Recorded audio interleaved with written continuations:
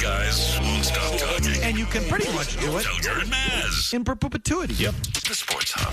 Would you guys ever consider bringing Diggs back? I mean, I think we've probably at the number that we would need right now. I wouldn't say anything is off the table. We would want to add anybody that could help us. I'm not going to give a percentage on it, but I think we're happy with where we're at right now with the numbers and the people in the receiver room. You know, I appreciate Stefon as a person and as a player and what he did for us last year. I'll value that. Helped us win football games, helped us, get to where we got. But right now, I don't think that that's something that, I think we're exploring, but I would never say no. Mike Vrabel today as Patriots mandatory minicamp continues. Thought we'd talk with some football, get some Vrabel comments, get some reaction. But that's hardly all we're going to be doing today. We do a lot of different stuff, but just lead with the Patriots. He just spoke, and that was a comment on Steph Diggs where he did not shut the door. What are your thoughts on that, Mazz? Will you take Steph Diggs back? I would. They won't. Why do you think they won't? I think the way he said it is, what did he say at the end of the answer? I would never say no, but I'm saying no. Did he say that? No. That's how I interpret that. I think he's just being nice. He went out of his way to make sure that he complimented Diggs, but that to me, that answer right there was a nice way of saying we've moved on. That's how I took it. And so now, look, if A.J. Brown goes down with an injury, could they reverse their field? I suppose. I mean, I think anything's possible. But do I think that they want him back? No, they don't. Should they? Yes, sure. Why not? The one concern I would have with Diggs is the combo of him and Brown in the lineup. Like, how many mouths can you feed? Because both of those guys are going to want the ball. And so I'd be concerned about that. I'd be willing to bet they're concerned about that, and it's part of the reason they wouldn't do it. But wouldn't Diggs come back on, double secret probation? But that's just not that he did anything wrong necessarily that I know of recently. But if you're coming back, Stefon, you're the fourth guy. You're the fourth guy. You're not going to. This isn't about the catch. You understand the situation you're coming back to. We're not going to sign you just to have you be an a-hole about not getting the ball. Like, wouldn't that be fully up front, and wouldn't you have to understand that and accept that? Sure. I just don't think that he could actually handle it in practice. So, and I don't mean, you know what I mean, that when it actually came time to deal with it, he wouldn't be able to deal with it. So, he played nice last year, and I'm not telling you that, I thought he was a good player for him last year, every way imaginable. But I also think that they went into that knowing one and done. We're in, we're out. We need him this year. He needs us. He's rehabilitating. We'll get a pretty good year from him, which they did, and then we're going to move on. And I think it went, from their standpoint, it went just about as perfectly as it could have gone.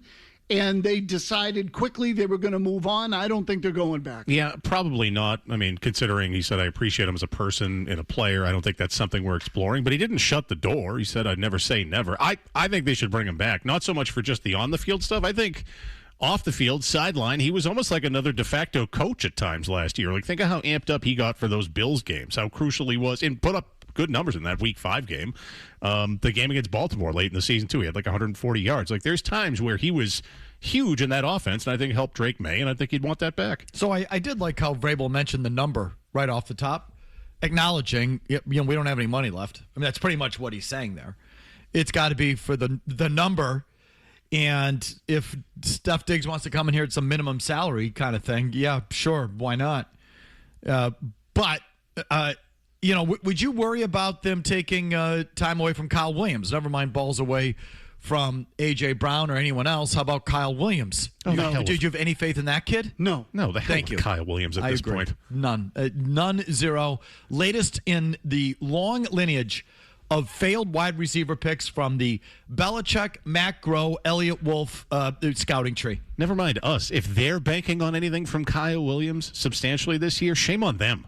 Bust. KP can't play.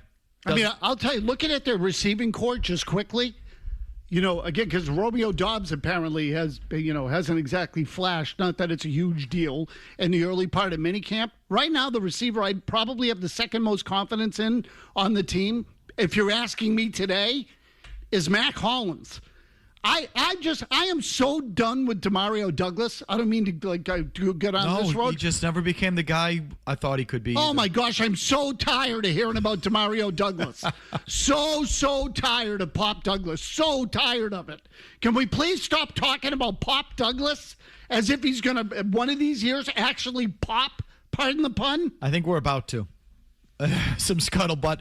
Who said that they think Efton Chisholm's going to make the team over? Bedard did. Yeah, so we might be nearing the end of having to hear about Pop Douglas. Thank God. Let's see. How about number 7? Vrabel number 7, A.J. Brown in the playbook. Let's get to some A.J. Brown talk. Go ahead. Mike, understanding the attention and maybe gravity that A.J. brings as a receiver, how much of the playbook has been adjusted for that since he got here? I think we're probably a little early for that. I think that the adjustments can come. It's been a couple days, it's been maybe a week. So I think it's learning what we do to formations. There's so many different formations, personnel groups.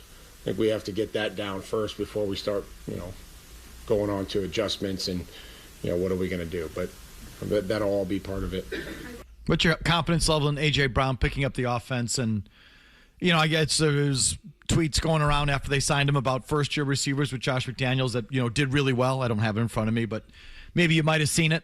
Do you think that's what we're getting with A.J. Brown, or is it that other story that we used to get a lot with Brady and McDaniels, that the first-year receivers come in and can't figure out the offense because it's so complicated and their heads are spinning? And what do you think we get with A.J. Brown? I mean, would we be wrong to worry about it? I don't think so. I don't think so either. So the one thing I'll tell you, and this occurred to me when I saw that Drake May had thrown him a couple of back shoulder balls during yesterday's workout, that I can see working. So that to me will work. It's a good ball. May throws the ball well to the outside. It's Brown's game. I think that's going to be his strength now. In fact, is that contested ball on the sideline. I think he's going to be great at it. And so I don't think he's going to be like a complete bust, if that's what you're asking me. Now, the other stuff on the more inside part of the field and over the middle, let's see. The back shoulder throws and the contested throws on the sideline, the jump balls, I think that's going to work just fine because I think Brown's going to be good at it and I think May's good at it. And we've always heard. But the rest of it, who knows? Yeah, the McDaniels offense is what? It's wordy. There's a lot of verbiage, that kind of thing. That's tripped up guys that have come in. Well, and also it's like they ask the receiver to see the same thing the quarterback is seeing. It's all option routes. If there's inside leverage, you go out. There's outside leverage, you go in, just to keep it simple. And it's hard for a receiver to line up and see the exact same thing that the quarterback's seeing, and sometimes that it doesn't always connect. Go ahead. So if he was a free agent, then I would have more of a concern about this because, again, we have seen this in the past with other stud wide receivers that have come in maybe on the back nine of their career and that just doesn't work. But A.J. Brown is now leaving a place where I think he thinks he wasn't the problem. The team and the organization was the problem. So he has this chip on his shoulder, and I think he'll put in the work. I'm not worried about it because I think he's coming in, at least for this year, with an F them, I'll show you attitude. Well, not just that. I mean, Vrabel has stuck out his neck for this guy. Well, that too, yeah. I mean, again, the organization overpaid for him. The organization paid more than anyone else was willing to pay for him in the trade. He's got year one, real kind of money, guaranteed money that the ownership typically would not be doing.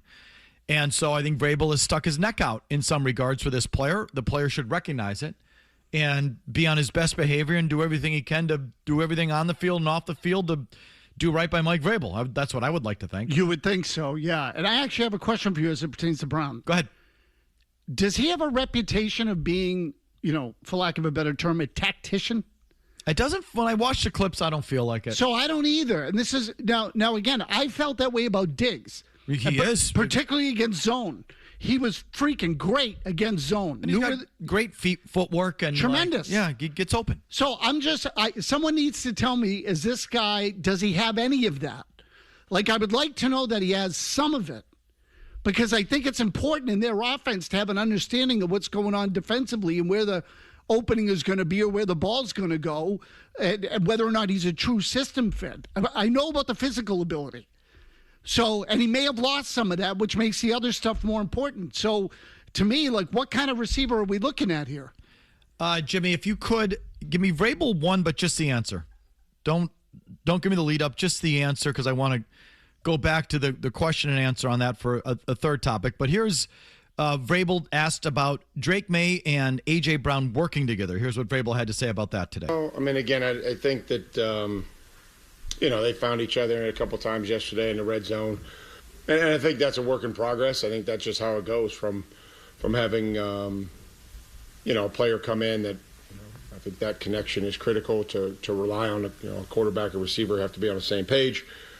Practice is critical. The reps are critical. I think sometimes when you get players that have had success in this league and they come, onto your team, you get an opportunity to learn maybe what's worked for them and what they've been able to, pick up over the years of doing it. And so there's some professional initiative. I think we have that in every facet of our program. When the players go out there, whether it's Kevin Byard or Draymond Jones, and say can we do it this way? Yeah, sure, as long as we're on the same page. And so I think that'll happen with Drake and AJ as well. That there'll be some things that maybe he's done before that he likes, and there'll be things that will add new to him. Okay, so them developing their own chemistry. A thought on that before I go on to the last question that I have? Yeah, this is part of the reason why I think the thing had to happen as quickly as it did in terms of June 1. Like, get them in here, get them on the same page, get it moving. In fact, part of me even hopes that they got together to throw even without anybody knowing it. I doubt they did. I mean, you don't want to risk that, but if you can arrange it so that it's in someone's backyard where no one can see you, then by all means do it. If you know the trade's going to happen, then do it. Finally, here's one thing I was curious about today driving in, and that is, the whole Vrabel offseason story and his, purported, apparent, alleged, long-running affair with Diana Rossini and how that whole thing blew up and how it made him look as a purported family man and someone who just talks family, and someone who was apparently a champion of female reporters and called on the Karen first or a female first and always sort of deferred to the female reporters and how that played with the storyline with Rossini and all of this. So I'm curious, is he still doing that for Fakta thing where he calls on Karen first and does that thing first? So here's how the very opening of the press conference began today as he hit the podium. Hey guys. Hello. How are you? Good, you? Great. Got here late, Karen, in the second row. Yeah. No, it's early, but what have you seen with Drake and AJ connection? Oh, I mean, again. So there's that answer I just gave. So he's still doing the same thing. He's still doing the same bullcrap. So I picked up on this a little yesterday, too. And I don't know who the woman was, the reporter. The one who ran the marathon? No. Did he have an exchange with a female reporter this year, congratulating her for running a marathon or something? Yeah, I thought that was a guy. But maybe it was a woman. I thought it was a gal, but go ahead. Okay, so yesterday, if you remember, there was a question about Gabe Akis. Yeah. And he said... Good question. Oh, exactly. And I thought, he would never say that to Ben Volen. He gave me he gave her a good question. He did, and it struck me as, okay, so, I had the same feeling yesterday when I heard him say it. He's still pandering to the women there? It feels that way. So he hadn't given up this thing? It feels that way. The champion for women reporters everywhere? I mean, how does that, this guy's so full of crap. But he's still, is he still doing the same thing? Do you think he's still carrying himself the same way after this thing? He's right back to it? I think that when you say carrying the same way, I would say at the podium, for the most part, yes. Now, is he living the same life off the field? I would hope not. But I think he's trying to my guess is he's trying to make it as normal and familiar as possible. So with that, outside of this show, who's probably going to pick this up? If he went in a different direction and stopped this facade of, I'm the champion of women's reporters, and all of a sudden it's Ben, first question, then other people are going to point it out and talk about it. Outside of that, I think him still doing it, the only show that's going to talk about it or people talking about it are us. Well, that's why we're here. Yeah. I mean, I don't know. It just occurred to me. Is he doing the same thing? It's more noticeable if he changes it. Okay. I think. What did our good buddy Gasper call it? Performative? Yes. Yeah, performative. Yeah. I mean, I don't know. I think a lot of stuff with him is performative, to use that word. Yes, I think so too. I'm telling you, he knows how to play the game. And the freaking geniuses in the media corps, I'm including us, will freaking lap it up. No media person, there isn't a media person who doesn't love being called by their name. And Vrabel's got it down. Between him and Stretch, it's like they're freaking at the zoo. They got the animals eaten out of their hand, for crying out loud. He knows how to manipulate the media as well as any guy I've ever seen. Okay, but there's two stories there. One is how he manipulates the media and all of that. But the whole thing with the champion of female reporters everywhere, Mike Vrabel, this guy, he's still doing the same thing. Does it land the same way? Have you already forgotten about it? Have they already forgotten about it? I don't know. We wondered, I don't know if we said it or you said it out there or someone said it. It's like it was said. Well, that whole thing about calling on the woman first and him doing that whole thing, that you got to put that in the wastebasket. That he can't be carrying on like that anymore, can he? Oh, no. Haven't even gotten to real training camp. We're still in the spring, and he's right back to it, as if nothing ever happened. So, no, I don't know how you feel about that or any of the things we've hit on so far. You can weigh in on that, 617-779-0985. Takeaways as well. Follow-up thoughts on Christian Gonzalez's appearance yesterday, and that whole story comes your way right after this. Don't go anywhere. Now, more of Felger and Mazz on the Sports Hub. Has anything changed? Do you feel still you want to remain a Patriot for the rest of your career? Yeah, for sure. Of course I want to be here. I've said this multiple times. I've been drafted here. I want to be rewarded as a Patriot, and I love this town. I love this city. So, yeah, of course I want to be here. He didn't just show up. He did participate, kind of. He put on a helmet and did some sort of three-quarter team stuff.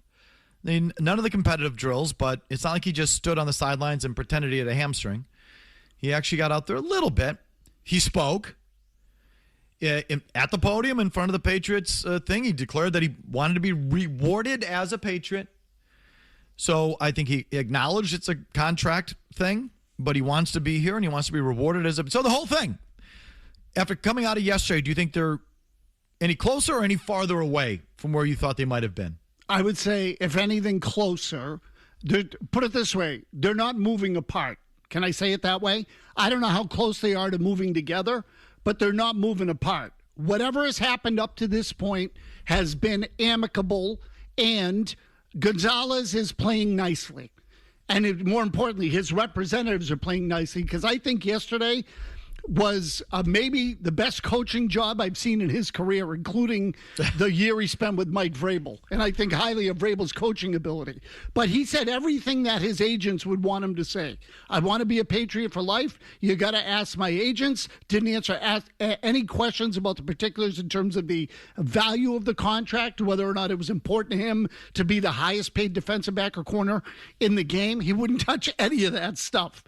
So he was extremely well prepared and disciplined in terms of what he said.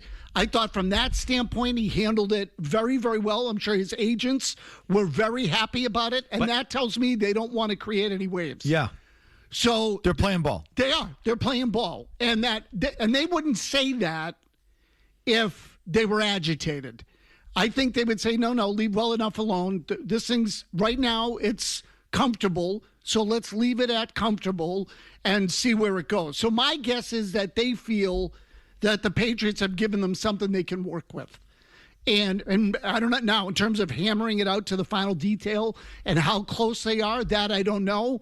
But I don't think they got the first offer and said, okay, press the button, we're at war. Right. I think it has been something more palatable to them. It would have to be. You're right, Mazz. There would have to be something behind the scenes that gave him... Well, something that indicated the Pats are operating in good faith, so we'll operate in good faith. Good faith is the right term. If the Pats had said to him flat out, you have another year to go, plus we gave you that rookie option, we have you for 2 more years, we're not doing anything early. So, we're not going to negotiate.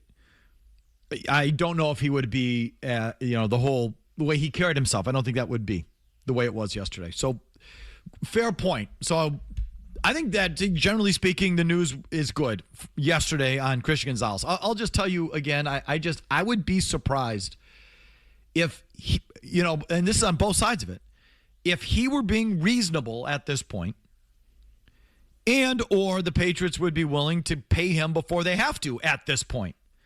It just doesn't, that's just not how, high-end players operate. And there's definitely players that have been in a spot who've signed at this time of year, if not sooner, but they got their doors blown off by market-setting offers. So, yeah, they signed in March or April or whatever. So I just think a player's going to be, there's no reason for me to sign right now unless you're setting the market. And the Pats are saying, we got you for 2 more years. Why would we come in early? And I'd be surprised if he and his camp were being reasonable and the Pats are ready to pay him right now. That would surprise me, pleasantly so. But maybe that's closer than I think because it felt like he was playing ball yesterday for sure. So that's our takeaway on Christian Gonzalez there. I want to do that every single time. Call him Adrian Gonzalez. Christian Gonzalez, 24 hours later. All right, as promised, a couple phone calls here. Paul in Fairhaven on Vrabel. Go ahead, Paul. Hey, guys, thanks for the call. Hey, I just want to know what you guys think. With Vrabel and Rossini, when Vrabel said that was laughable, I thought that was the worst thing he could have done. But as time goes by, these news outlets accuse him of having sex, and they can't prove it. And I'm thinking Kraft and them behind closed doors are thinking whether they can have a lawsuit down the road. I just want to know what you guys think. So there's not a lawsuit down the road. These outlets accuse him of what? Having sex, he said? Yeah, and they can't prove it. I need to see photos or video. I don't think, was there ever any one report that said they were actually having sex? Can you just, the way Paul said that was... Again, I had trouble. I'm like, what did he just say? I think he said sex. We can leave it an affair. Yeah, was there any direct accusation of actual intercourse? Yeah, I don't think they're having an affair. I think they're just having sex. Like, you think what, Vrabel can turn around and sue these outlets? All these news outlets accuse him of having sex, and they can't prove it. Having sex? I think that's what he said. That's right. I think. I don't know. News outlets accuse him of having sex, and they can't prove it. I don't think, was there ever direct accusation of he delivered the goods? I don't think that ever was said. I mean, how would you know that unless you're hiding in the closet? Right. A fair relationship. Vrabel can't sue anyone for anything. All they've done is post pictures and say they were here doing this and they're doing that. And he's basically admitted it in his own, sort of tone and fashion. So, no, there's no legal way. What, the canoodling in context report? Like, what do you think they're going to do here, Paul? Vrabel has come as close to saying that they're having sex as anybody else. Alan in North Attleboro. Go ahead, Alan. Maybe closer. Hey, guys. Thanks for taking my call. Mazz, I couldn't agree with you anymore. I think Pop Douglas is a complete bum, a waste of a roster spot. I wish they'd get rid of him. But one guy I do hope they keep happy is Kayshon Boutte, and I don't think he gets the recognition he deserves. And I just want to know what you guys think about that. I think he's closer to being just a guy than he is anything special. Yeah, me too. Now, look, the fact that he turned into just a guy, given where they drafted him, is a win. You thought he was going to be another Jalen Polk, Kyle Williams, and I'm putting Kyle Williams on the list already. Yes, I am. N'Keal Harry, etc. Yeah, and he turned into a functional, usable player for them.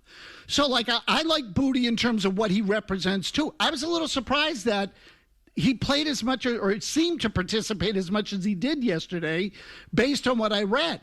And I heard Zoe, and I don't know if you heard this or not, but on Zolak and Bertrand, they were talking about him, and they both seem to think there's a chance that he will still be with the team. I don't.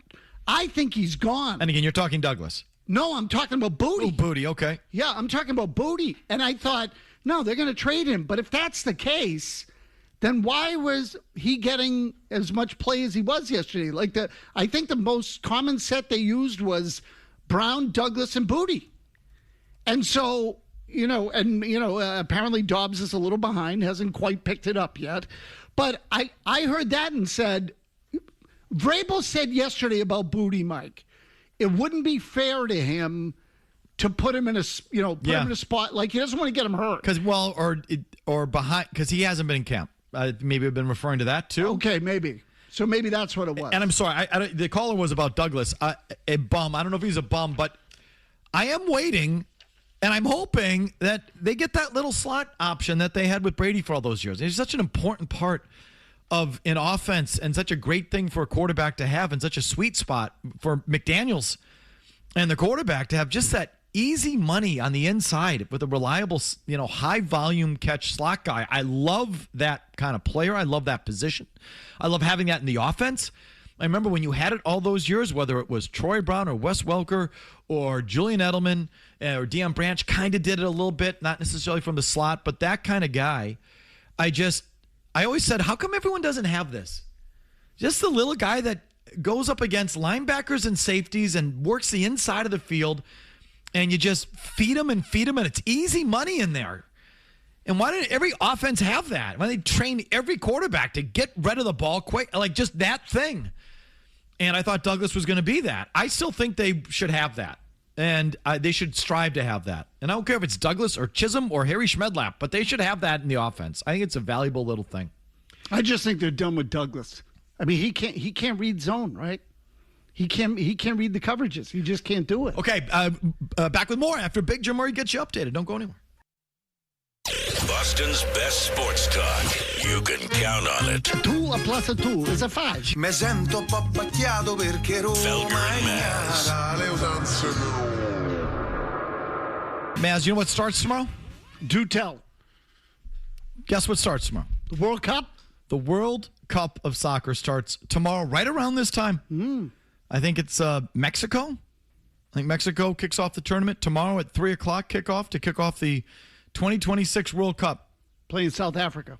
Okay, is that official? Yep, that's official. 24 hours. Schedule right here in front of me. From the beginning of the World Cup. You excited? Not really. Would you say at all? A little bit. I mean, I'll get more interested as the thing gets rolling. But out of the gate, who's favored to win? I couldn't tell you. I don't follow international soccer. I think Spain or France. I don't know, but the powers are, the traditional. Spain, France, Argentina. England's got a shot, but, they're England. They won't win it. Sounds like you follow this a little bit more. A little bit. I actually I got caught up in it last night. ESPN posted, they talked to their soccer bigwigs, and I just wanted to at least be a little bit informed on it. It is starting. I figure we're going to talk about it. Do I care? Scale of 1 to 10, do I care about it? By the knockout rounds, I'll care. But right now, who do you root for? I mean, I'd like to see the U.S. get to the knockout round. I don't know. But other than that, I'm half Italian. I'd root for Italy, but they're not in it. They didn't make it for the fourth straight time or whatever the hell. So they missed it. I don't know. Argentina, I guess, because of Messi. I don't really. I don't know. I don't feel that strongly about it. I just want to see a good final. So I can tell you who I'm rooting for, and this is pathetic, but I was in Portugal recently, and Ronaldo's never won, right? Correct. I don't think Ronaldo has ever won the World Cup. I think that's right. So Messi finally got one the last time. I'm going to root for Portugal. What the hell, I'm in. You know the Azzurri, the Italians? Yeah, they didn't make it. They don't even qualify anymore. I know, gag. It's either 2 or 3 straight times they haven't even qualified. It's been 12 or 14 years. It's been a few, more than a few. Oh, it's been 14 years since they've even qualified. I think so. Something like that. What happened to them? I don't know. A generation ago, they were in it every time. Yeah. They won it in 2006.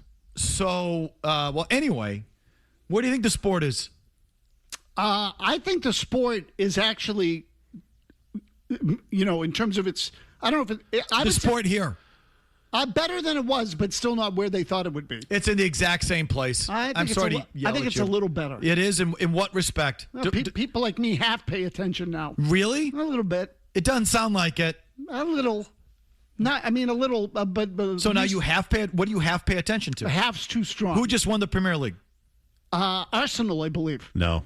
Very good. Yeah, it was Arsenal. Arsenal won the regular season premiership. Yeah. Very good, Mazz. They lost in the Champions Cup, but they still won the Premier League. Well, they called the Champions League. Who won the Champions League? PSG. For how many straight times? Oh, that I don't know. 2. 2 in a row. Very good. So you do know a little bit. Yeah, I do know a little bit. Okay. There we go. Yeah, I know that Arsenal won the Premier League. What major European club almost got relegated? It was probably the biggest story over there. Oh, I know this. Was it Liverpool? Tottenham. Oh. Tottenham, yes. Tottenham is one of the big market clubs, London club. They built a massive stadium. They play NFL games there. They almost got their ass sent to AAA. Okay, so maybe you are picking up a little bit. No, just a little bit. Maybe a little bit. But that's as far as it's gone here in the country. And I, for one, am pissed, disappointed in it. And I know you've mocked me before for saying this, but they did have me. I was ready to fully come over to soccer and take it up as, frankly, the fourth sport. Because I thought there was a time there a decade ago, it was ready to pass baseball. I thought it was. Baseball, the game had ground to a halt. You know, the games were ridiculously long. This is before any of the rule changes, the pitch clock and all the stuff that I think, frankly, saved the game. But, you know, we're getting 3.5-hour ball games and guys just scratching their nuts and adjusting their batting gloves for hours on end and no balls in play, like the whole thing. And I think baseball had really sort of hit a low point in terms of quality of its product. The U.S. team, when we first came on, Mazz, in 2009, you know, they had a decent little team there that I thought was entertaining. And that was Dempsey and those guys, That right? was it was sort of the end of the Landon Donovan time, and Dempsey and Donovan and Josie Altidore and Tim Howard was the goalie, and they drew with England one of those years. They drew with Portugal one of those years. They made the knockout rounds both of those years. I say in 2010, and it was the first year they made it to the knockout round. Michael Bradley, Clint Dempsey, Donovan, Josie Alto. I don't know. They did an interesting little team. And then in 2014, they kind of backed it up with roughly the same guys. I think that might have been a group of death. They tied Portugal. They lost only 1-0 to Germany, finished second in the group. And then they did make it out of the group. And like I thought they were, so that was now 12 years ago. And that's when I said, okay, the MLS had now been around 20 years. It wasn't going anywhere. The MLS was kind of growing incrementally. The U.S. team was making inroads, and I don't know if they had already been awarded this World Cup or not, but that would come in short order. And you sort of said, okay, here we go. And I'm sorry, 12 years later, they're in the exact same spot. Well, was it in the next World Cup after that they missed qualifying? 2018, they didn't qualify. Okay, that was the one. And everything ground to a halt, I think. And then in conjunction, I think the MLS did something really stupid, is they went all online. They went all to that, not even Apple TV, like Apple TV Plus or something. Yeah, it wasn't just enough to have Apple TV. You had to pay a little extra to get it. It was a pain in the ass. So these a-holes. Subscription service. And I say it with I say this in every respect, and I mean it. You a-holes. They signed the most recognizable player on the planet, box office, Lionel Messi, and then they put him on the internet behind a big fat paywall. Good idea, guys. Really smart. And so, like, I'm frustrated because I would have liked to have thought that by this point, here we are, that the U.S. would be closer to really knocking at the door. The MLS would be closer to being a real factor in American sports. And it's just not. It's not. The whole sport is still, for all intents and purposes, what it's always been here. Daycare for your kids is what it is. It's a nice little daycare option for your 8-year-old boy or girl. And it's nothing more than that. They haven't done much to win over guys like us. When I say guys like us, American sports fans that follow the Big Four. And I thought there would have been room there for soccer to nose in on hockey or nose in on baseball. And they haven't. It's in the same spot. Part of it is a local frustration. If we're being totally honest about the thing, the Crafts are lousy stewards of soccer here in Boston. They've done a lousy job with the Revolution. They still play in that stupid stadium on stupid plastic. They are one of the few original teams that have never won a cup. They are consistently at the bottom of the league, and what they spend on their players, stop me if you've heard this before, there have been slews or, a dozen or plus bona fide big name international stars who have come to the MLS. You haven't gotten one of them. Not even close. And do they even still, are they doing the stadium or not? That's a good question. I think so. Like, we've been at this point like a million times where I think Everett approved it, but have they officially gotten the deal and a date to break ground and get going on the thing? Yeah, I can't answer that. I think I'm where you're at. I think Everett approved it, but that's all I know. Do they actually have a deal yet on the stadium? I don't know what has happened recently. I'll check. I mean, again, I think they got one round of approvals that maybe they hadn't gotten in the past. So they have the site across from Encore there in Everett, and that's been approved, but I'm question mark. I can't remember where that is. They still don't even have a deal for an effing stadium? It's in the environmental review phase. Oh, good luck with that. Okay, no, but do they have the financing? Do they have the deal? I don't think Do they have so. the deal? Forget the regulations and the environment. No. Do they have a deal to get going and build that? They don't even have a stadium yet. They don't even have a stadium deal yet. I don't think. Someone can correct me if I'm wrong. So you add this all up, and it's like, F you, I'm out. You had me. I wanted to do it. I wanted to do the thing. I wanted to follow the sport. I wanted to follow the players. I wanted to follow the national team. If the Revolution played in a real stadium and had a real care to win and grow their team, I'd follow them. If they were on TV, they used to be on NBC Sports Boston. If they were just on TV, I guarantee you there would be nights if there's nothing on, I'd be flipping around. I'd stop and I'd watch it. I'd certainly watch it if they had real players on grass in a real stadium and a real team with owners who gave a crap. I'd watch. But the whole Revolution and Kraft soccer stewardship have completely, I think, let down soccer fans in Boston. And I'm sorry if that's a little harsh on them, but it's well earned. We're 31 years later, no championships, no notable international stars, always last in designated player revenue, stupid stadium, AstroTurf, no champion. Again, they're in the exact same spot they were when they started in 1995. So you should be frustrated with the Revolution. You should be frustrated with the sport in America. How can American hockey, U.S. hockey, have figured it out where they really, they dedicated themselves to it, centralizing the development of their young players, and now we, as a hockey-playing nation, compete with the best teams in the world. We have a gold medal that was planned and organized and committed to on a national level. How come the soccer folks can't come anywhere near that? Why? Name one player on the U.S. national team, Murray. Oh, I can't. Oh, yeah. Wait, the goalie. Is Pulisic? Pulisic, yes. Yeah. Okay, so that's the big gun. Yeah, so I thought I saw a promo with him on it recently. Yeah, no, he's the guy. So again, but beyond that, I couldn't tell you who's on the team. McKinney, Turner, the goalie. Turner, the goalie. That's here, he's not playing. He's I think backing up. So, however, I will say, with all sarcasm aside, if they can just give me a reason to dig into this tournament, I'll dig into it. I'm going to watch. I'm going to root for them. Because God knows I'm not watching baseball. But, boy, what a blown opportunity. They were building something with that national team, and the MLS had made it through the first 2 decades, and they were on firm ground, a chance to grow the sport. They signed the biggest guy on the – now I'm jumping ahead a little bit, but they had Beckham. They had Abramovich, do I have that right? That guy, they had a couple of a handful of bona fide big international names, certainly on the back nine of their career, but certainly worth watching and promoting. And then they go on the internet. All of it on the internet. These dumbasses.